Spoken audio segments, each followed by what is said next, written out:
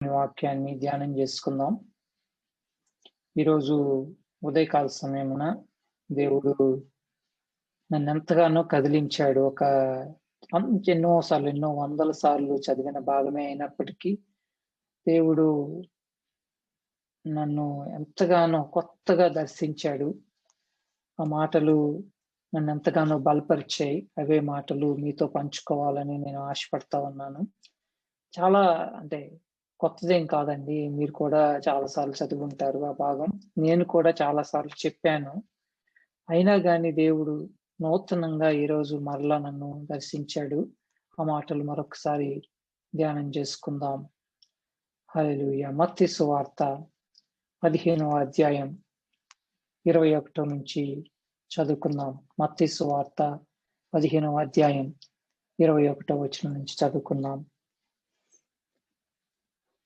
యేసు అక్కడి నుండి బయలుదేరి తూరు సీదోనుల ప్రాంతములకు వెళ్ళగా, ఇదిగో ఆ ప్రాంతముల నుండి కనాను స్త్రీ ఒకటి వచ్చి, ప్రభువా, దావీదు కుమారుడా, నన్ను కరుణింపుము, నా కుమార్తె దెయ్యము పట్టి బహు బాధపడుచున్నదని కేకలు వేసెను.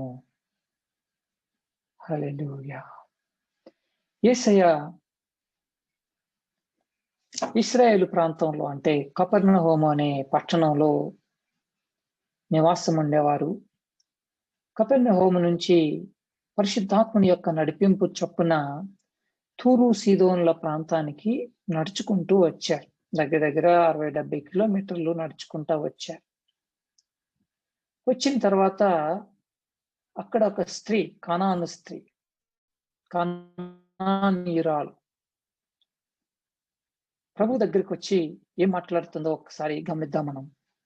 ప్రభువా, ప్రభువా అంటే ఏంటో తెలుసండి? మీకు ఎంతవరకు అర్థమవుతుందో నాకు తెలియట్లేదు. ప్రభువా అంటే ఏంటంటే రాజా అని, కింగ్ అని. ఆమె తన రాజుగా, తన అధిపతిగా, తన అధికారిగా, తన దేవునిగా యేసయ్యని గుర్తించి, ప్రభువా, దావీదు కుమారుడా. దావీదు కుమారుడా అంటే ఏంటంటే ఇశ్రాయేలు రాజా అని అర్థం. ఇశ్రాయేలుకు రాజా, నా దేవుడా, నా రాజు, నన్ను కరుణించు, నా కుమార్తె దెయ్యం పట్టి బహు బాధపడుచున్నది అని కేకలు వేసెను. మనందరి జీవితాల్లో కూడా ఒక ప్రత్యేకమైన అవసరత ఉంది. ఒకటి, ఎన్నో రోజులుగా పట్టి పీడిస్తున్న కొన్ని సమస్యలు మన జీవితాల్లో కూడా ఉన్నాయి. ఈ సమస్య నుంచి విడుదల కావాలి అని చెప్పి మనం ప్రార్థన చేస్తా ఉన్నాం. ఈ పరిస్థితి నుంచి నన్ను బయటికి తీసుకొని రా అని చెప్పి మనం యేసయ్యకి ప్రార్థన చేస్తా ఉన్నాం. ఆ ప్రార్థన ఎలా చేయాలి, ఏ విధంగా మనం ముందుకు వెళ్ళాలి అనేది ఈరోజు దేవుడు మనతో మాట్లాడబోతున్నాడు. ఇక్కడ కనాను ప్రాంతంలో, తూరు సీదోనుల ప్రాంతంలో కనానీయురాలైన ఒక స్త్రీ ఉంది. ఆ స్త్రీకి ఒక్కటే కుమార్తె. ఆ కుమార్తె దెయ్యము పట్టి బాధపడతా ఉంది.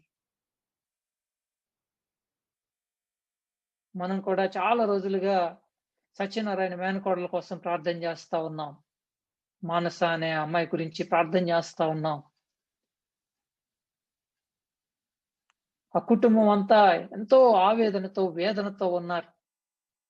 అదే సందర్భాన్ని ఇక్కడ మత్తయి సువార్తలో మనం చూస్తా ఉన్నాం. ఒక్క కుమార్తె దెయ్యం పట్టి బాధపడతా ఉంది. కనానీయురాలు, ఇశ్రాయేలీయురాలు కాదు ఈమె. యేసయ్య రావటం చూసి, యేసయ్య నువ్వు ప్రభువుగా అంగీకరించి, నీవే నా దేవుడవు, నీవే నా ప్రభువు, నీవే నా రాజువి, నన్ను కరుణించు, నన్ను కరుణించు అని చెప్పి కేకలు వేస్తుందంట. ఎన్నిసార్లు మనం దేవుని సన్నిధిలో కేకలు వేస్తున్నాం? ఎన్నిసార్లు దేవుని సన్నిధిలో ఇంత ఆవేదనతో నన్ను కరుణించయ్యా, దావీదు కుమారుడా నన్ను కరుణించు, యేసయ్యా నన్ను కరుణించు అని మీరు ఎన్నిసార్లు మీ దిండు తడుపుతున్నారండి మీ కన్నీటితో?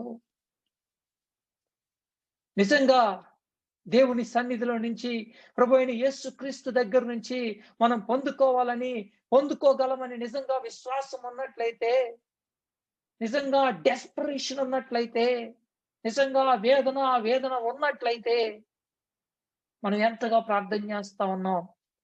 ఈ వ్యక్తి కేకలు వేసినట్లు, ఈ వ్యక్తి ప్రార్థన చేసినట్టు, ఈ వ్యక్తి దేవుని సన్నిధికి పరిగెత్తుకుంటా వచ్చినట్టు మనం పరిగెత్తుకుంటా వస్తున్నామా?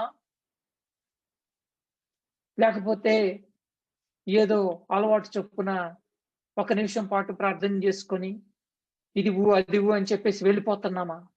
నిజంగా ఇది నాకు కావాలి, నా దేవుడు తప్ప ఎవరు చేయలేరు, నా ప్రభువు చేయాల్సిందే, నా ప్రభువే నన్ను కరుణిస్తాడు, నా ప్రభువు కరుణిస్తేనే ఇది సాధ్యమవుతుంది, దేవునికి అసాధ్యమైనది ఏదీ లేదు, ఆయన దగ్గర నుంచి నేను పొందుకోగలుగుతాను అని అంతే వేదనతో మనం ప్రార్థన చేసినట్లయితే దేవుడు సహాయం చేయకుండా ఉంటాడండి? ఇంకొక విషయం మీకు చెప్పాలి. కనానీయురాలు అంటే కనాను దేశస్థులు మీకు తెలుసు కదండీ! మోషేకి దేవుడు ఆజ్ఞాపించి, మీకు పాలు తేనెలు ప్రవహించే దేశాన్ని మీకు ఇవ్వబోతున్నాను. అక్కడున్న ప్రజలతో మీకు ఎలాంటి సంబంధం ఉండకూడదు. వాళ్ళని సమస్తమును సమూలముగా నిర్మూలన చేయమని చెప్పి దేవుడు ఆజ్ఞాపిస్తాడు. చాలా సార్లు ఆ ఆజ్ఞలుంటాయి.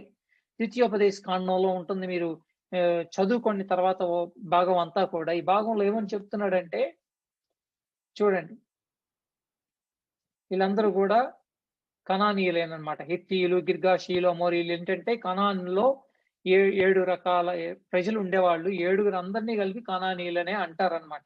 కనానీయులని ఒక గ్రూప్ ఉంది గాని వాటి మొత్తాన్ని కలిపి కనానీయులు అంటారు. నీ దేవుడైన యెహోవా వారిని నీకు అప్పగించినప్పుడు నీవు వారిని హతము చేయవలెను, వారిని నిర్మూలము చేయవలెను, వారితో నిబంధన చేసుకొనకూడదు, వారిని కరుణింపకూడదు. ఇక్కడ కనానీయురాలైన స్త్రీ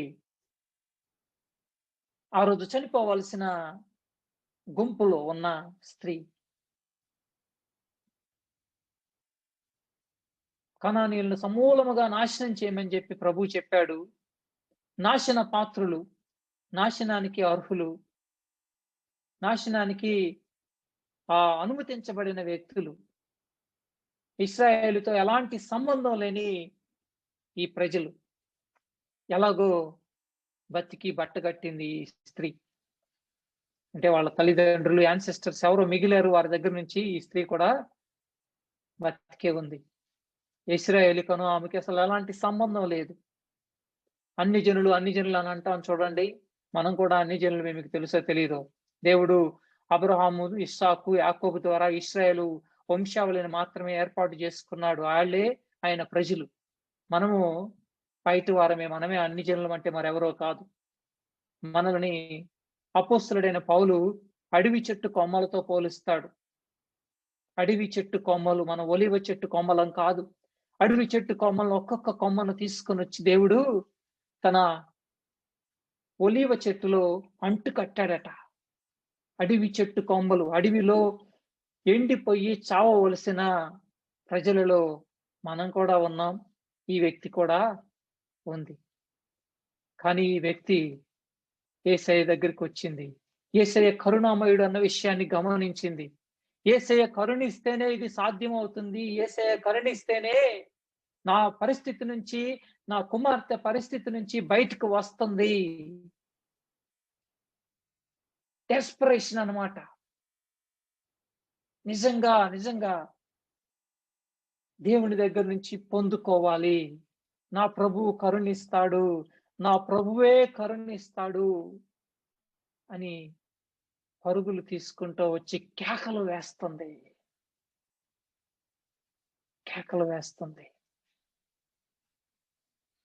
మరొక విషయం మీకు చెప్పాలి.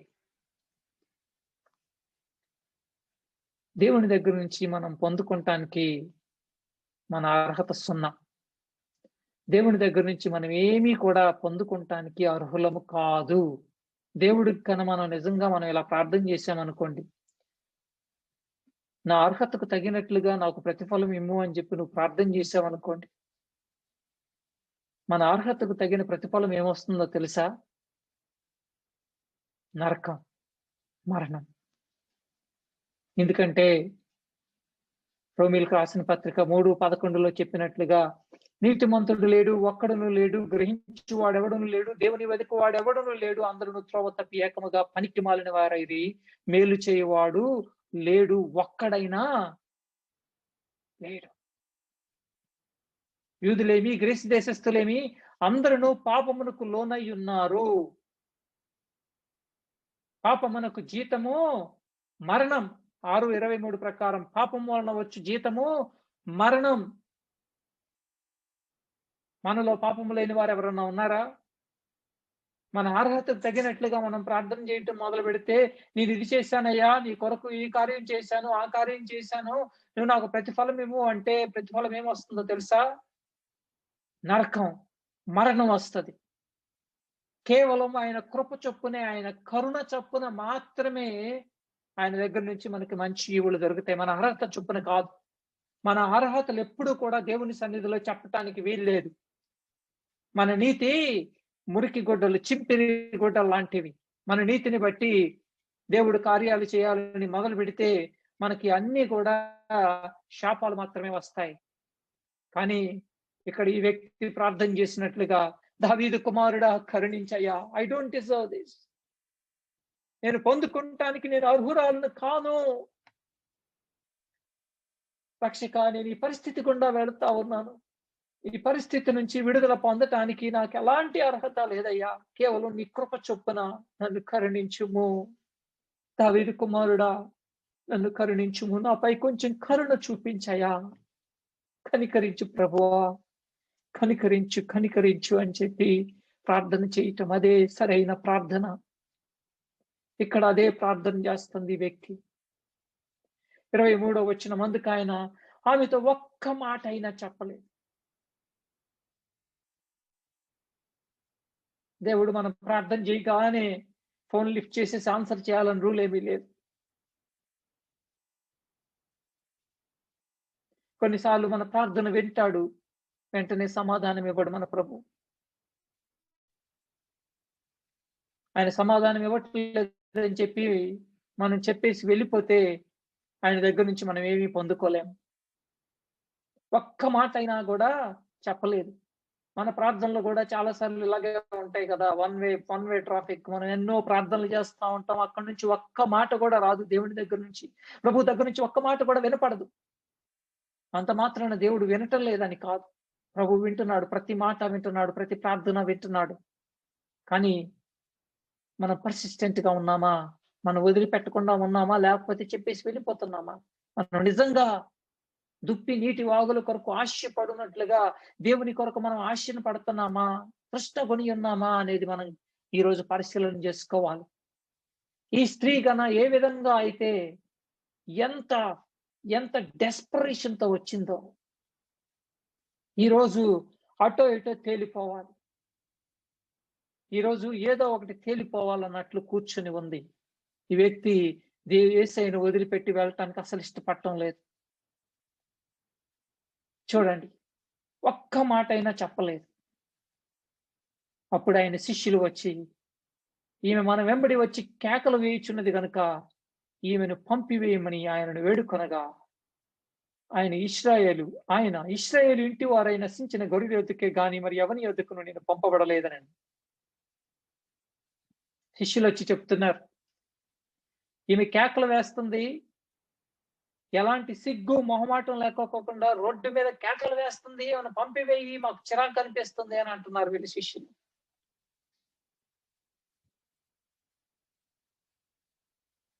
మనం పదే పదే ప్రార్థన చేస్తున్నామా? మన ప్రార్థన కనీసం పక్క వాళ్ళకి వినపడుతుందా? మన ప్రార్థనలో కేకలు ఉన్నాయా? రోదన, వేదన ఉందా? ఇవి చూడండి, ఎలాంటి సిగ్గు, అవమానం అని సందేహించకుండా, నా ప్రభువు తప్ప నాకు దిక్కు లేదు, నా యేసయ్య తప్ప నాకు వేరే దిక్కు లేదు, వేరే ఆప్షన్ లేదు నాకు. లోకం ఏమనుకున్నా నాకు అనవసరం, నా చుట్టుపక్కల వారు ఏమనుకున్నా నాకు అనవసరం, నా బంధుమిత్రులు ఏమనుకున్నా నాకు అనవసరం. నా ప్రభువుని నేను వేడుకుంటాను, నా ప్రభువు సన్నిధిలో నేను కేకలు వేస్తాను, నా ప్రభువు సన్నిధిలో నేను వేచి ఉంటాను. కరుణామయుని కరుణ కోసం నేను వేచి ఉంటాను అని ఎవరైతే అంత తృష్ణతో ఉంటారో వారు దేవుని దగ్గర నుంచి, యేసయ్య దగ్గర నుంచి సమాధానాన్ని పొందుకుంటారు. ప్రార్థన చేసేది సమాధానం కోసమే కదా. ఆ సమాధానం పొందుకోవాలి అని అనుకుంటే ఈ యొక్క డెస్పరేషన్ ఉండాలి. ఏదో యేసయ్య ఒక ఆప్షన్ లాగా తీసుకున్నాము అంటే దొరికిపోతాం.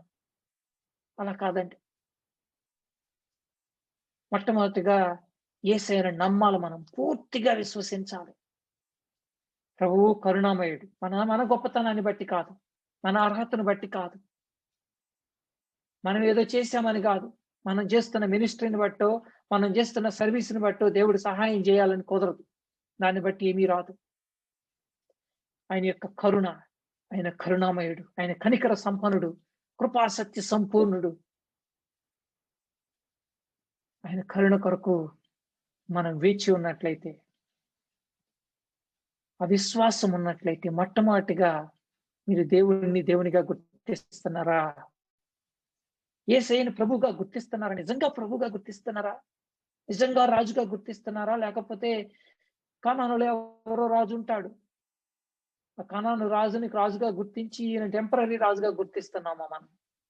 మనం కూడా ఆలోచన చేసుకోవాలి. మన జీవితంలో మన హృదయ సింహాసనం మీద ఎవరు కూర్చొని ఉంటున్నారు రోజంతా కూడా? యేసయ్య ఉంటున్నాడా? మరెవరన్నా వచ్చి కూర్చుంటున్నారా? మన ఆలోచనలు వచ్చి కూర్చుంటున్నాయా? మరెవరన్నా వచ్చి కూర్చుంటున్నారా? ఆ విషయాన్ని మనం జ్ఞాపకం చేసుకోవాలి. ప్రభు అయిన యేసుక్రీస్తుని సంపూర్ణముగా విశ్వసించి విశ్వాసంలో ఉన్నట్లయితే, విశ్వాసం వీక్గా ఉంటే పని అవ్వదండి. విశ్వాసం లేకుండా దేవుణ్ణి సంతోష పెట్టడం అసాధ్యం. విశ్వాసం లేకుండా దేవుని దగ్గర నుంచి పొందుకుంటాం అసాధ్యం. దానికి ఒక ఉదాహరణ మీకు చూపిస్తాను. మార్కు సువార్తలో ఉంటుంది. ఇక్కడ చూడండి. ఒక తండ్రి తన కుమారుని కొరకు వేడుకుంటానికి వచ్చాడు. ఇక్కడ కూడా అక్కడేమో ఒక తల్లి కుమార్తె కొరకు వేడుకుంటానికి వచ్చింది, కనానీయురాలు.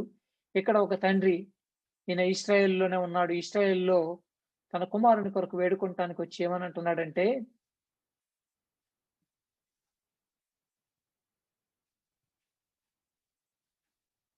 అది వాని నాశనము చేయవలనని తరచుగా అగ్నిలోను నీళ్లలోను పడద్రోయను. నా కుమారుణ్ణి ఈ దెయ్యం అగ్నిలోను నీళ్లలోను పడేస్తుందయ్యా. నీ వలనైతే మా మీద కనికరపడి మాకు సహాయం చెయ్యి. ఏమైనాను నీ వలనైతే. తెలియదు దీనికి. విశ్వాసం పూర్తిగా లేదు. అందరు డాక్టర్లో ఈయన కూడా ఒక డాక్టర్.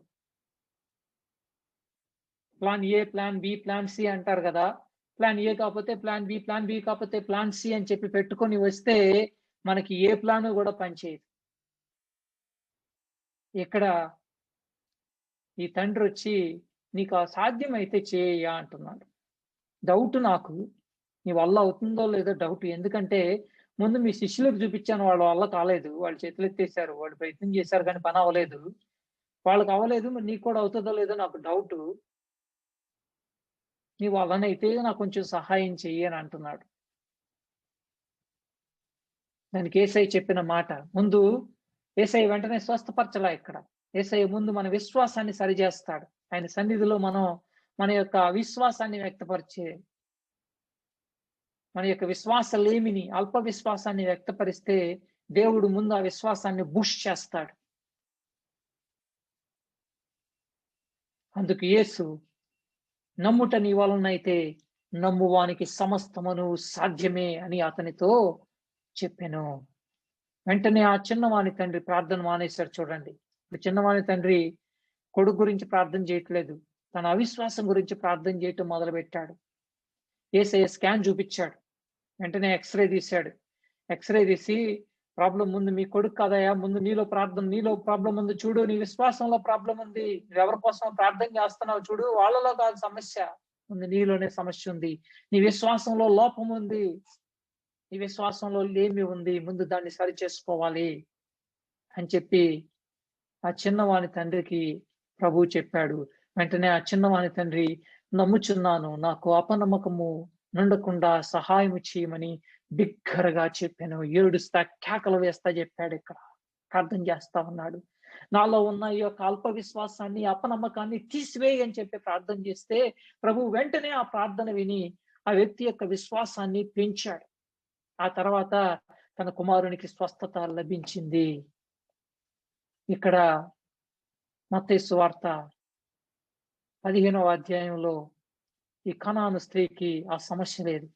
ఈ కనాను స్త్రీ రెండో ఆప్షన్, మూడో ఆప్షన్ పెట్టుకొని రాలా.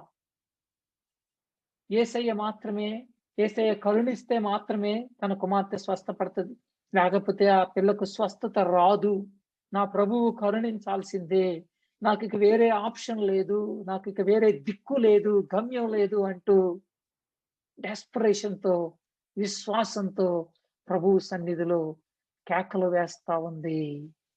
ప్రజలంతా కూడా ఎంత అవమానపరిచినా, విసుక్కున్నా, ఏంటి కేకలు వేస్తా, వెళ్ళిపో అని చెప్పి గద్దించినా గాని లేదు, ప్రార్థన మానలేదు. ప్రభు ఒక్క మాట అయినా సెలవివ్వలేదు. ఒక్క మాట అయినా చెప్పకపోయినా గాని ప్రార్థనలో ఎలాంటి లోపం లేదు, నిలిచి ఉంది. 25వ వచనం. అయినను ఆమె వచ్చి, అయినను అంటే ఏంటో తెలుసండి? వీళ్ళు ఎంత విసుక్కున్నా గాని, యేసయ్య టెస్ట్ చేయటానికి ఒక మాట చెప్పినా గాని, కొంచెం హార్ష్ వర్డ్ అది. టెస్ట్ కాదు యాక్చువల్‌గా, అది హానెస్ట్ వర్డే, సత్యమైన మాటే. ఇశ్రాయేలు ఇంటి వారై నశించిన గొర్రెల యొద్దకే గాని మరి ఎవరి యొద్దకును నేను పంపబడలేదు. కొన్నిసార్లు సత్యం చాలా కష్టంగా ఉంటుంది. చాలా కష్టంగా ఉంటుంది. దేవుడి దగ్గర నుంచి మనం ఎప్పుడు కూడా ఆశీర్వాదపు వచనాలే వినాలనుకుంటాం. హార్ష్‌గా దేవుడు కొంచెం డిసిప్లిన్ మాటలు మాట్లాడాడు అనుకోండి, మన క్రమశిక్షణలో పెట్టడానికి ఏదన్నా ఒక మాట చెప్తే తీసుకుంటానికి మనం అందరం సిద్ధంగా లేము. ఆ మాటలు విన్న తర్వాత కూడా అయినను విసుక్కోలేదు. ఈయన కాకపోతే మా రాజు దగ్గరికి వెళ్తానని చెప్పి వాళ్ళ రాజు దగ్గరికి వెళ్ళలేదు. అయినను ఆమె ఆయన యొద్దకు వచ్చి మ్రొక్కి, ప్రభువా నాకు సహాయం చేయము. ఆయన సన్నిధిలో తనను తాను తగ్గించుకుంది. దేవుని దగ్గర నుంచి మనం ఏదన్నా పొందుకోవాలంటే మనల్ని మనం తగ్గించుకోవాలి. ఎవడైతే తనను తాను తగ్గించుకుంటాడో వాడు హెచ్చించబడతాడు. ఎవడైతే హెచ్చించుకుంటాడో వాడు తగ్గించబడతాడు. నీళ్లు ఎప్పుడు కూడా పల్లానికే పారుతాయి. నేను ఎప్పుడు చెప్తా ఉంటాను.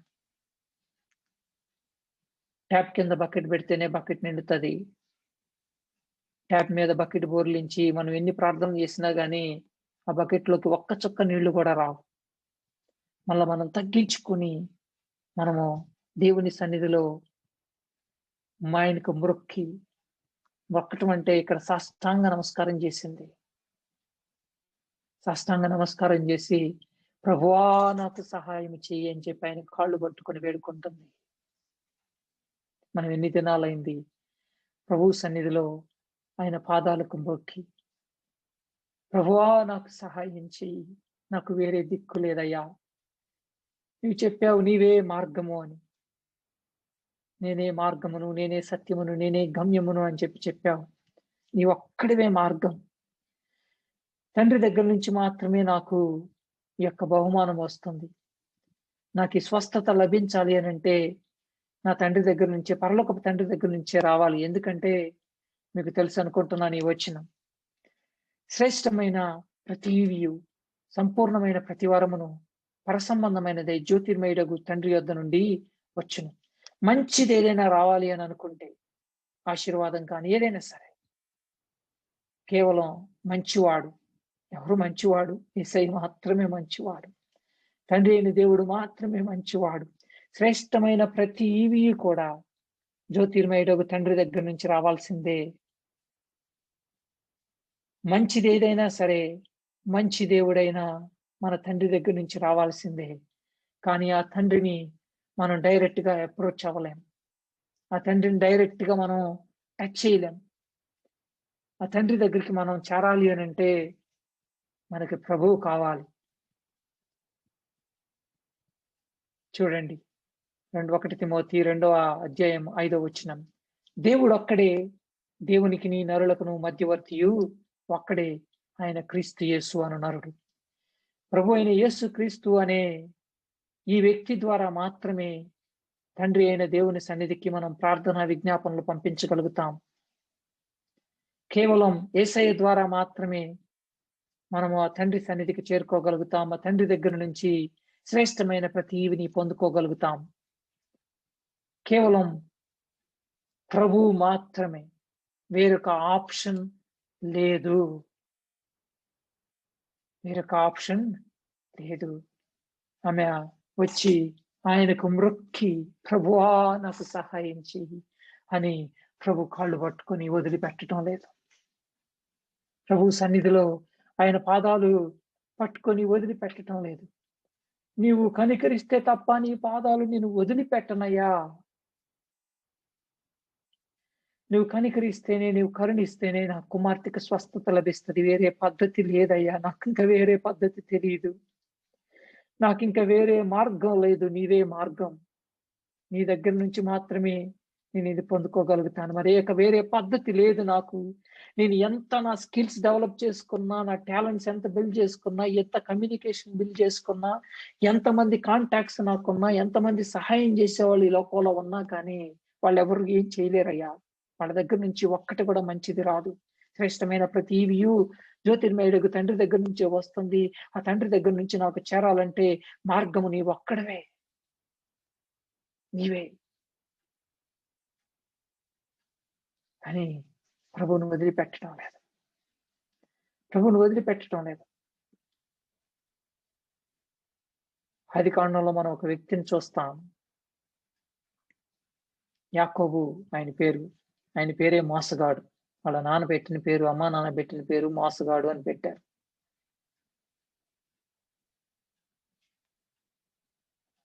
మోసగాడు అని పేరు పెట్టారు. మోసం బాగా చేస్తాడు. కన్నింగ్ ఫెలో అన్నమాట. ఎవరినైనా కానీ బురిడి గుట్టించగలిగిన తెలివితేటలు ఉన్న వ్యక్తి.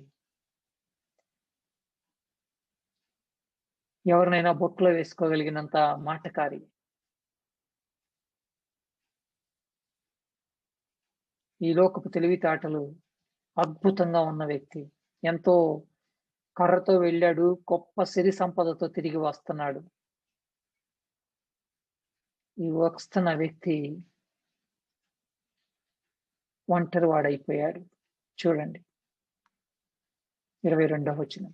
ఆ రాత్రి అతడు లేచి తన 2 భార్యలను, తన 2 దాసీలను, తన 11 మంది పిల్లలను తీసుకుని యబ్బోకు రీవి దాటిపోయాడు. యాకోబు వారిని తీసుకుని ఆ ఏరు దాటించి తనకు కలిగినదంతయు పంపివేశాడు. ఇవన్నీ కూడా పంపివేశాడు, నాకొద్దు అని చెప్పి.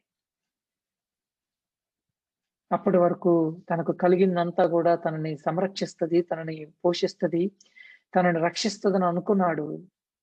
కానీ ఆ రోజు రాత్రి అవేవి అక్కడికి రాలేదు. వాటిని పంపించేశాడు. యాకోబు ఒక్కడే మిగిలిపోయాడు. దేవుని సన్నిధిలో ఒక్కడే మిగిలిపోయాడు. నాకు plan A, plan B, plan C లేదయ్యా. నీవే నా దిక్కు. నీవు రక్షిస్తేనే నేను బ్రతుకుతాను. నీవు సహాయం చేస్తేనే నేను బ్రతకగలుగుతాను అని చెప్పి యాకోబు దేవుని సన్నిధిలో పెనుగులాడుతున్నాడు. యాకోబుతో ఒక నరుడు తెల్లవారు వరకు పెనుగులాడాను. ఆ నరుడు ఎవరో కాదు, మన ప్రభు అయిన యేసే. యేసయ్య సన్నిధిలో పెనుగులాడుతున్నాడు. యేసయ్య సన్నిధిలో ప్రార్థన విజ్ఞాపనలు చేస్తా ఉన్నాడు.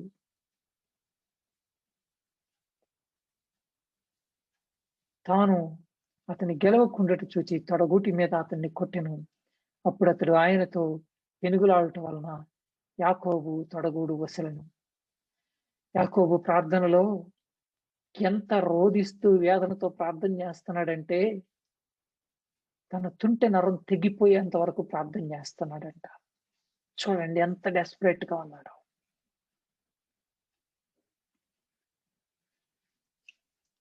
ఒక నరం తెగిపోయిందంట. తుంటె నరం తెగిపోయేంత వరకు కూడా దేవుని సన్నిధిలో ప్రార్థన చేస్తున్నాడు. ఫ్రస్ట్రేషన్, నేను చచ్చినా పర్వాలేదయ్యా, నువ్వు రక్షిస్తే తప్ప, నువ్వు నా ప్రార్థన ఆలకిస్తే తప్ప నేను నిన్ను వదిలిపెట్టను, నేను నిన్ను వదలను అని చెప్పి. చూడండి 26వ వచనం. ఆయన తెల్లవారుచున్నది గనుక నన్ను పోనిమ్మని అతడు, నీవు నన్ను ఆశీర్వదించితేనే గాని నిన్ను పోనీయనను. యేసయ్య కాళ్ళు పట్టుకొని యాకోబు ప్రార్థన చేస్తా ఉన్నాడు. నీవు నన్ను ఆశీర్వదిస్తే తప్ప నిన్ను పోనీయను. నా కాలు మీద కొట్టావా? ఈ కాలు కాదు, ఇంకొక కాలు కాదు, ఇంకొక చెయ్యి కాదు, ఇంకొక ఏ అవయవం తీసేస్తావో తీసివేయి. నాకు ఈ అవయవాలు ఏవి కూడా అక్కరికి రావు. నా యొక్క శారీరక శక్తి నాకు అక్కరికి రాదు. నీవు ఆశీర్వదించితేనే ఆ ఆశీర్వాదానికి అర్థం. శ్రేష్టమైన ప్రతివి కూడా జ్యోతిర్మయుడకు తండ్రి దగ్గర నుంచే వస్తుంది. దానికి మార్గం నీవు మాత్రమే అయ్యున్నావు. నీవు ఆశీర్వదిస్తేనే నేను వదిలిపెడతాను అని చెప్పి ఆ రోజు యాకోబు దేవుని దగ్గర నుంచి ఆశీర్వాదాన్ని పొందుకున్నాడు. యాకోబు మోసగాడిగా చిత్రీకరించబడిన వ్యక్తి, మోసగాడిగా బ్రతికిన వ్యక్తి ఆ రోజు నుంచి ఇశ్రాయేలుగా మార్చబడ్డాడు. ఇశ్రాయేలు అంటే దేవుని రాకుమారుడు అని. మోసగాడు దేవుని కుమారుడిగా మారిపోయాడు. ఇక్కడ కూడా చూడండి, ఈ స్త్రీ యాకోబు ఏ విధంగా అయితే ప్రభువును పట్టుకున్నాడో అదే విధంగా ప్రభువు కాళ్ళు పట్టుకుని వదిలిపెట్టడం లేదు. డెస్పరేషన్ ఆయనకు మొక్కి, ప్రభువా నాకు సహాయం చెయ్యి, ప్రభువా నాకు సహాయం చెయ్యి, ప్రభువా నాకు సహాయం చెయ్యి. ఒకటే ప్రార్థన, ఒక్కటే ప్రార్థన. నా గొప్పతనం కాదయ్యా, నా అర్హత కాదు, నీ కరుణను బట్టి నేను వేడుకుంటున్నాను. దావీదు కుమారుడా నన్ను కరుణించుము, నా ప్రభువా నన్ను కరుణించుము, నా ప్రభువా నాకు సహాయం చేయము అని ప్రభువు సన్నిధిని ఆయన పాదాలు పట్టుకొని వేడుకుందా ఉంది. మనకు కూడా యాకోబు లాగా ఆ డెస్పరేషన్ ఉందా? యాకోబు ఏ విధంగా అయితే ప్రభువును పట్టుకున్నాడో, ప్రభు యాకోబును పట్టుకుంటాం కాదు, యాకోబు ప్రభువును పట్టుకున్నాడట. నీవు ఆశీర్వదించితేనే తప్ప నిన్ను పోనీయను. ఒక కాలు నరం తెగిపోయింది, తుంటె నరం తెగిపోయింది, జీవితకాలం నేను కుంటుతా కర్ర వేసుకొని నడవాలి, అయినా పర్వాలేదు, నాకు ఇంకొక కాలు కూడా తీసేస్తావా తీసేయి, కానీ నిన్ను పోనీయను, నిన్ను విడిచిపెట్టను. ఈ ప్రార్థనలో నుండి, నీ సన్నిధిలో నుండి నేను బయటికి పోను, నీవు ఆశీర్వదించితేనే తప్ప నిన్ను పోనీయను. ఇక్కడ కూడా స్త్రీ అదే పద్ధతిలో ఉంది. నిన్ను పోనీయనయ్యా, నువ్వు సహాయం చేస్తేనే. చూడండి 26వ వచనం. అందుకైన పిల్లల రొట్టె తీసుకుని కుక్క పిల్లలకు వేయట యుక్తము కాదు అని చెప్పగా, పిల్లల రొట్టె తీసుకొని, పిల్లలంటే ఇశ్రాయేలీయులు, కనానీయుల్ని, అన్ని జనులని కుక్కల కంటే హీనంగా చూస్తారు. నేటికి కూడా మీరు ఒకవేళ ఇజ్రాయెల్ వెళ్ళినట్టయితే యూదులు మాత్రమే ఏర్పాటు చేసుకున్న జనాంగము, యూదేతరులందరూ కూడా మనుషులు కాదు అన్నట్లుగా చూస్తారు. వాళ్ళు అసలు మనుషులుగా కూడా మనల్ని గుర్తించరు. ఇప్పటికీ అలాగే ఉందన్నమాట. వాళ్ళ పోలిక కూడా యూదేతరులందరూ కూడా కుక్కల కంటే హీనమని. చూడండి 27వ వచనం. ఆమె, నిజమే ప్రభువా, ఎస్ లార్డ్, నేను నీ దగ్గర నుంచి ఈ రొట్టె పొందుకుంటానికి, ఈ ఆశీర్వాదం పొందుకుంటానికి నేను అర్హుణ్ణి కాను. పాపం చేసి నీకు దూరంగా ఉన్న వ్యక్తిని, అన్ని జనుడిగా ఉన్న వ్యక్తిని, నా యొక్క సొంత నీతిని బట్టి నేను పొందుకోలేనయ్యా. నేను అడవి చెట్టు కొమ్మనే, అడవి చెట్టు కొమ్మనే నేను. ఈ అడవి చెట్టు కొమ్మ నీలో అంటు కట్టబట్టడానికి ఎలాంటి అర్హత లేదు, కేవలం నీ కరుణ చెప్పునే నాయన.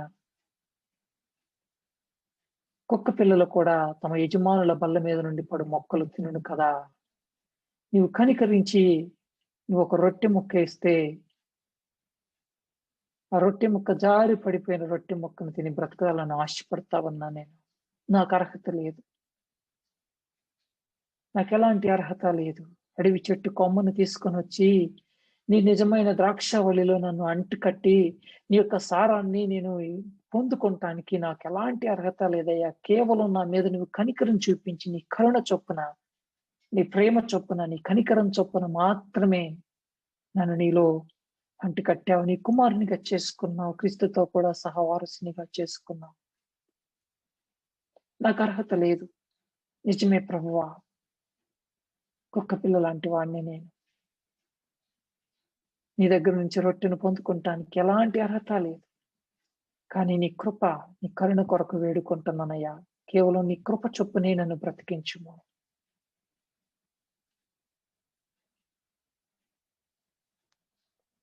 హల్లెలూయా. అందుకు యేసు, అమ్మా నీ విశ్వాసము గొప్పది. నీవు కోరినట్టే నీకు అవును గాక అని ఆమెతో చెప్పాను. ఆ గడియలోనే ఆమె కుమార్తె స్వస్థత నందెను. చూశారండి సీక్వెన్స్. మొట్టమొదటిగా కనానీయురాలైన స్త్రీ దేవుని యొక్క ఆశీర్వాదాలు పొందుకుంటానికి ఎలాంటి అర్హత లేని మనలాంటి వ్యక్తి. కానీ విశ్వాసంతో దేవుని సన్నిధిలో నీవే మాకు దిక్కు, నీవే మాకు దిక్కు, నీవే నీవే మా దిశ, నీవే మా గమ్యం, నీవే మా మార్గం, నీవు మాత్రమే మమ్మల్ని రక్షించగలుగుతావు, నీవు మాత్రమే మమ్మల్ని విమోచించగలుగుతావు. మోషే కూడా అరణ్యంలో ఇలాంటి ప్రార్థన చేశాడు. మీకు ఎంతమందికి తెలుసు? నీ సన్నిధి మాతో రాని అనే యెడల మేము ఒక్క అడుగు కూడా ముందుకు వేయం. తండ్రి అయిన దేవుడు మీతో పాటు దూతనిచ్చి పంపిస్తాను. దూత మీకు ముందుగా వెళ్ళి కనానీయులతో యుద్ధం చేసేసి మీకు ఇవ్వాల్సిన కనానీయుల యొక్క భూమి అంతా కూడా ఫ్రీగా మీకు ఇచ్చేస్తాను. నేను మాత్రం రాను అని చెప్పి తండ్రి అంటే, తండ్రి అయిన దేవుడు మోషే అంటాడు, నీవు లేని కనాను మాకు వద్దయ్యా. నీవు లేని కనాను మాకు నరకమే. అది పాలు తేనెలు ప్రవహించే దేశం అయితే అయి ఉండొచ్చు, ఎంతో ధనం ఉంటే ఉండొచ్చు, కానీ నీవే మా ధనం. నీవు లేకపోతే మాకొద్దు అని చెప్పి ప్రభు సన్నిధిలో ప్రార్థన చేసి వేడుకుంటాడు. అలాగే ఇక్కడ ఈ స్త్రీ కూడా దేవుని సన్నిధిలో నీవు ఉంటేనే చాలయ్యా. నీ దగ్గరే ఉంటా నేను. నీవు కరుణిస్తేనే మా జీవితంలో ఈ అద్భుతం జరుగుతుంది. మేము ఎన్నో ఎన్నో ఎన్నో ప్రణాళికలు, ఎన్నో ఆలోచనలు, ఎన్నో తంత్రాలు వేసి ప్రయత్నం చేశాం. మా వల్ల కావటం లేదు. నీవు పూనుకుంటే, నీవు కరుణిస్తే ఇది సాధ్యమవుతుంది. దావీదు కుమారుడా కరుణించుము. దావీదు కుమారుడా కరుణించుము. ప్రభువా సహాయం చేయము అని పర్సిస్టెంట్‌గా వదిలిపెట్టకుండా, చుట్టుపక్కల వాళ్ళు ఎంత ఎగతాళి చేస్తున్నా కానీ వదిలిపెట్టకుండా దేవుణ్ణి గట్టిగా పట్టుకుంది. ప్రభువు పాదాలను వదిలిపెట్టలేదు. ప్రభువు పాదాలను తన కన్నీటితో కడుగుతూ తన కుమార్తె కొరకు ప్రార్థన విజ్ఞాపన చేస్తూ ఉంది. చివరికి ప్రభువు దగ్గర నుంచి స్వస్థత మాత్రమే కాదండి, గొప్ప కమెంట్మెంట్ కూడా వచ్చింది. ప్రభువు మెచ్చుకున్నాడు. అమ్మా నీ విశ్వాసం గొప్పది. పరలోకంలో మనం ఈ స్త్రీని చూడబోతున్నాం. మనం ఈ కనానీయురాలైన స్త్రీ పరలోకంలో మనతో కనపడుతుందండి. హల్లెలూయా, హల్లెలూయా. ఒక్కసారి మనం ఈరోజు పరిశీలన చేసుకోవాలి. దేవుని సన్నిధిలో మనం ఇంత డెస్పరేట్ గా ప్రార్థన చేస్తున్నామా, లేకపోతే ఏదో వాడుక చొప్పున, అలవాటు చొప్పున 2 నిమిషాలు చేసుకొని వెళ్ళిపోతున్నామా? దేవుడి దగ్గర నుంచి పొందుకోవాలంటే విశ్వాసం కావాలి.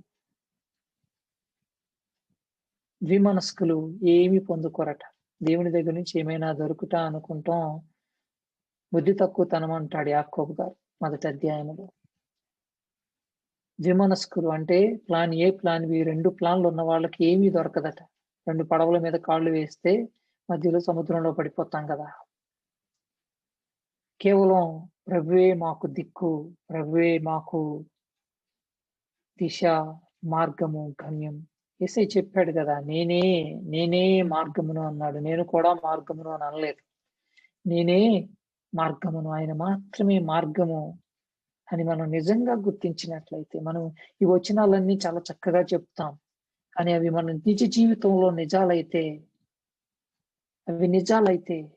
యేసయ్య పాదాలను వదిలిపెట్టం కదా. కళ్ళు మూసుకోండి. ఒక్కసారి మీ హృదయాంతరంగంలోకి తొంగి చూడండి. ప్రతి ఒక్కరూ కూడా పరిశీలన చేసుకోండి. ప్రభుతో మన సంభాషణ ఎలా ఉంటుంది? మన ప్రార్థనలు ఎలా ఉంటున్నాయి? ఏదో వస్తే వస్తుంది, లేకపోతే లేదు, ఒక రాయి చూద్దాం అన్నట్లుగా ప్రార్థన చేస్తున్నామా? వాడుక చొప్పున అలవాటు ప్రకారంగా ప్రార్థనలు చేస్తా ఉన్నామా? నిజముగా దేవుని దగ్గర నుంచి పొందుకోవాలనే ఆశతో, విశ్వాసంతో, ఓపికతో, ఓర్పుతో, సహనంతో మనం తగ్గించుకొని దేవుని సన్నిధిలో ప్రోక్షించుకుంటూ ఆయన పాదాలను కడుగుతున్నామా? ఈరోజు మనం జ్ఞాపకం చేసుకోవాలి. అమ్మా, నీ విశ్వాసం గొప్పది, నీ విశ్వాసం గొప్పది అని చెప్పి ప్రభు చెప్పాడు. అక్కడ దెయ్యం పట్టిన కుమారుని తండ్రి మొదట్లో విశ్వాసం లేదు. వీలైతే చెయ్యి అన్నాడు. కానీ ప్రభు మాట చొప్పున తన ప్రార్థన మార్చుకున్నాడు. అయ్యా, నమ్ముచున్నాను, నాలోని అపనమ్మికను తొలగించు, నా విశ్వాసాన్ని పెంచు అని ప్రార్థన చేశాడు. ఒకవేళ మనం విశ్వాసలేమితో ఉన్నట్లయితే, మన ప్రభువును మనం ప్రభువుగా మనం నిజంగా గుర్తించలేకపోతున్నట్లయితే, ఈరోజు దేవుని సన్నిధిలో మన ప్రార్థన మార్చుకుందాం. వీటి గురించి అడగకుండా, ముందు నా విశ్వాసాన్ని సరిచేయ్యా, ముందు నా విశ్వాసాన్ని సరిచేయి. ద్విమనస్కులయ్యుండి మేమేమీ పొందుకోలేము. అల్ప విశ్వాసులుగా 2 పడవల మీద కాళ్ళు వేసి మేమేమీ కూడా నీ నుంచి పొందుకోలేము.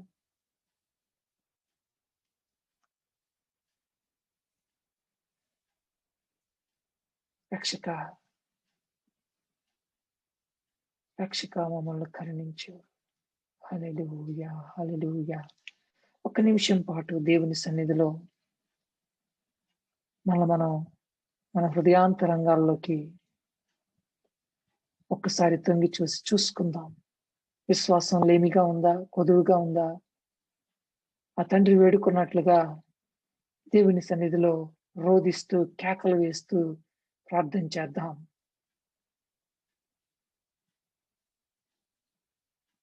ప్రభువా, నమ్ముచున్నాను, నాలోని అపనమ్మికను తొలగించు, ముందు నా విశ్వాసాన్ని సరిచెయ్యి, నాలో ఉన్న సందేహాలన్నిటినీ కూడా తీసివేయ. యాకోబు పత్రిక 1వ అధ్యాయం 6వ వచనం 7వ వచనంలో ఉంటుంది చూడండి. అయితే అతడు ఏమాత్రమును సందేహింపక విశ్వాసముతో అడగవలెను. ఎలాంటి సందేహం ఉన్నా కానీ మనం ఏమి పొందుకోలేము. ఎలాంటి సందేహం లేకుండా ఏమాత్రమును సందేహింపక విశ్వాసముతో అడగవలెను. సందేహించువాడు గాలి చేత రేపబడి ఎగిరిపడు సముద్ర తరంగమును పోలియుండును. అట్టి మనుష్యుడు ద్విమనస్కుడై తన సమస్త మార్గములు యందు అస్థిరుడు కనుక ప్రభు వలన తనకేమైనను దొరుకునని తలంచుకొనరాదు. మనం ప్లాన్ బితో దేవుని సన్నిధికి రాకూడదు. ప్లాన్ బితో దేవుని సన్నిధికి వస్తే మనకి ఏది లభించదు. ఈ స్త్రీ ఏ విధంగా అయితే నీవే నాకు దిక్కు, నీవే నాకు దిక్కు, నీవే నాకు దిక్కు, దావీదు కుమారుడా నన్ను కరుణించు, నన్ను కరుణించు, నాకు సహాయం చేయి. ఈ నా పరిస్థితి నుండి నన్ను విడిపించయ్యా. నీవు మాత్రమే విడిపించగల సమర్థుడు, నన్ను రక్షించగలిగిన సమర్థుడు నీవే అయ్యున్నావు. ఈ కొలిమిలో నుండి బయటికి వేయగలిగిన సమర్థుడు నీవే అయ్యున్నావు. నీవే మా ప్రభువు. అర్హులమని కాదు తండ్రి, మాకెలాంటి అర్హత లేదు. కేవలం మరణ పాత్రలము, నరక పాత్రలమైన మమ్మలను అడవిలో ఎండిపోయి అగ్నికి ఆహుతవలసిన ఈ అడవి కొమ్మలను ప్రభువా ఒక్కటొక్కటిగా నువ్వు ఈ యొక్క ద్రాక్షావళిలో అంటు కట్టావు. మేము అతిశయించకుండా నీలో చేరాము. ఈ యొక్క ఒకప్పుడు అడవి చెట్టు కొమ్మలమే ఇప్పుడు నిజమైన ద్రాక్షావళిలో, నిజమైన ఒలీవ చెట్టులో అంటు కట్టబడ్డామని గర్విష్ఠులము కాకుండా ప్రభువా నువ్వు మేము మరింతగా తగ్గించుకుంటూ మా స్థితిని ఎరిగి ప్రభువా మమ్మల్ని మేము తగ్గించుకుంటూ నీ సన్నిధిలో ఓ హల్లెలూయా, హల్లెలూయా, ఈ సన్నిధిలో ప్రభువా సాష్టాంగపడి నమస్కారం చేయటానికి, నీ పాదాలను వదిలిపెట్టకుండా మరి ఏ విధంగా అయితే నీ పాదాల దగ్గర కూర్చుని ఉందో, మరి ఏ విధంగా అయితే ప్రభువా నీ పాదాలను కన్నీటితో కడిగిందో ఆ మనస్సే మాకు దయచేయండి. మా చివరి రోజు వరకు కూడా నీ పాదాల చింత, నీ పాదాలను ముద్దు పెట్టుకుంటూ ప్రభువా నీ పాదములను మా కన్నీటితో కడుగుతూ నీ సన్నిధిలో మమ్మల్ని మేము ప్రోక్షించుకుంటూ జీవించాలని ఆశపడతా ఉన్నాం. రక్షక, మాలోని అపనమ్మికను తొలగించండి. సింహాసనాసీనుడవైన దేవుడవు నీవే, ప్రభుడవు నీవే, రక్షకుడవు, సకల సృష్టికి కారణభూతుడవు, విశ్వమంతని నీ ఏలే రాజువు నీవే, రక్షకుడవు నీవే. నీ ద్వారా తప్ప తండ్రి సన్నిధికి ఎవరూ చేరలేరు. నీ ద్వారా తప్ప తండ్రి దగ్గర నుంచి ఏ ఈవిని పొందుకోలేమయ్యా. నీవు మాత్రమే మార్గం, నీవే మార్గం, నీవే మాకు దిక్కై ఉన్నావయ్యా. వందనాలు, స్తోత్రాలు. ఎన్నో రోజులుగా మేము ప్రార్థన చేస్తా ఉన్నాం తండ్రి. మా ప్రార్థనలో డెస్పరేషన్ మాకు దయచేయండి. కనాను స్త్రీ ఏ విధంగా అయితే నీ సన్నిధిలో ప్రార్థన చేసిందో, విశ్వాసంతో వదిలిపెట్టకుండా ఏ విధంగా అయితే నీ సన్నిధిలో నిలిచి ఉందో, అవమానములకు దేనికి లొంగకుండా, ఏ పరిస్థితిని లెక్క చేయకుండా, ఎవరి మాటను లెక్క చేయకుండా ఈ పాదాల చింత, ఈ పాదాలను పట్టుకుని ఉందో, అదే విధంగా మా ప్రార్థనలు ప్రభావం ఉండాలని ఆశపడతా ఉన్నాం. ఎన్నో మా ప్రార్థనలకు సమాధానాలు రావటం లేదు తండ్రి. ఒక్క మాట అయినా నువ్వు సెలవీయలేదు. కానీ నా ప్రభు సెలవిస్తాడు, నా ప్రభువు మాట్లాడతాడు. మాట్లాడే దేవుడవయ్యా నువ్వు. మేము ఓర్పుతో, సహనముతో నీ సన్నిధిలో మమ్మల్ని మేము తగ్గించుకున్న దినం నువ్వు మాతో మాట్లాడటానికి ఇష్టపడుతున్నావు. మాతో సంభాషించాలని నువ్వు ఎంతగానో ఆశపడుతున్నావు. మేము మమ్మల్ని మెచ్చుకోవాలని ఆశపడతా ఉన్నావు తండ్రి. బలా నమ్మకమైన మంచి దాసుడా, కొంచెం వాటిలో నువ్వు నమ్మకస్తుడిగా ఉన్నావు. ఓ హల్లెలూయా, హల్లెలూయా. ప్రభువు మెప్పు కొరకు ఆశపడదాం. ప్రభు సన్నిధిలో మనల్ని మనం తగ్గించుకొని ఆయన పాదాలను పట్టుకొని మన ప్రార్థనలో ముందుకు కొనసాగుదాం. ఈరోజు మొదలు మన ప్రార్థనలో ఆ డెస్పరేషన్ లేకపోతే ప్రార్థన చేయటం మానేయండి. ప్రార్థన చేయటం మానేసి, అయ్యా నా విశ్వాసాన్ని పెంపొందింపు చేయి, నాలో ఉన్న విశ్వాసాన్ని తొలగించు. ముందు విశ్వాసాన్ని సరి చేసుకోవాలి. విశ్వాసాన్ని సరి చేసుకున్న తర్వాత మాత్రమే మన ప్రార్థనల వైపుకి వెళ్ళాలి. విశ్వాసం లేకుండా మనం ప్రభు దగ్గర నుంచి ఏమైనా పొందుకోగలమని అనుకొనరాదు, తలంచుకొనరాదు. కనీసం తలంపు కూడా పెట్టుకోవద్దు. కనీసం మీ థాట్స్ లో కూడా అవకాశం లేదు అని యాకోబు ద్వారా పరిశుద్ధాత్మ దేవుడు సెలవిస్తా ఉన్నాడు. విమనస్కులుగా మనం అంటున్నామేమో, దేని మీద మన మనసు కేంద్రీకరిస్తున్నామో ఒక్కసారి జ్ఞాపకం చేసుకోండి. ఈరోజు మొదలుకొని ప్రార్థనలు ఒకవేళ విశ్వాసంలో లేమి ఉన్నట్లయితే ప్రార్థన చేయటం మానేసి ముందు విశ్వాసాన్ని సరి చేసుకుందాం. తర్వాత దేవుని సన్నిధిలో గోజాడదాం. దేవుడు తప్పకుండా సమాధానం ఇస్తాడు. ఆ రోజు ఆ తండ్రికి ఏ విధంగా అయితే సహాయం చేశాడో, ఈ కనానీయురాలైన స్త్రీ యొక్క కుమార్తెని ఏ విధంగా అయితే ప్రభు స్వస్థపరిచాడో, అదే విధంగా మన జీవితంలో కూడా, మన పరిస్థితుల్లో కూడా దేవుడు జోక్యం చేసుకోవాలని ఆశపడతా ఉన్నాడు. దానికి మనం సిద్ధంగా ఉండాలి. దేవుని సన్నిధిలో సంసిద్ధులుగా ఉండాలి. ఏదో కొద్దిసేపు ప్రార్థించి వెనక్కి వెళ్ళిపోవటం కాదు. యాకోబు ఏ విధంగా అయితే దేవుని పాదాలను, ప్రభువు పాదాలను వదిలిపెట్టుకోకుండా ఉన్నాడో, నీవు ఆశీర్వదించితేనే తప్ప నిన్ను పోనీయను అని ఏ విధంగా అయితే మోసగాడు దేవుని యొక్క రాకుమారుడిగా మారాడు, అదే విధంగా మనల్ని కూడా దేవుడు క్రీస్తుతోడి సహవారసులను చేయాలని ఆశపడతా ఉన్నాడు. క్రీస్తుతోడి సహవారసులు, క్రీస్తు సహోదరుడు ఎలాగుండాలో అలాగే మనం ఉండాలి. మన పిలుపుకు తగినట్టుగా మనం జీవించాలి. మన విశ్వాసంలో ఎలాంటి లోపం లేకుండా, నీ విశ్వాసం ఎంతో గొప్పది అన్నట్టుగా ఆ మెప్పును ప్రభు దగ్గర నుంచి పొందుకున్నాం. తండ్రి, వందనాలు, స్తోత్రాలయ్యా. ఈరోజు మీరు మాతో సూటిగా మాట్లాడారు.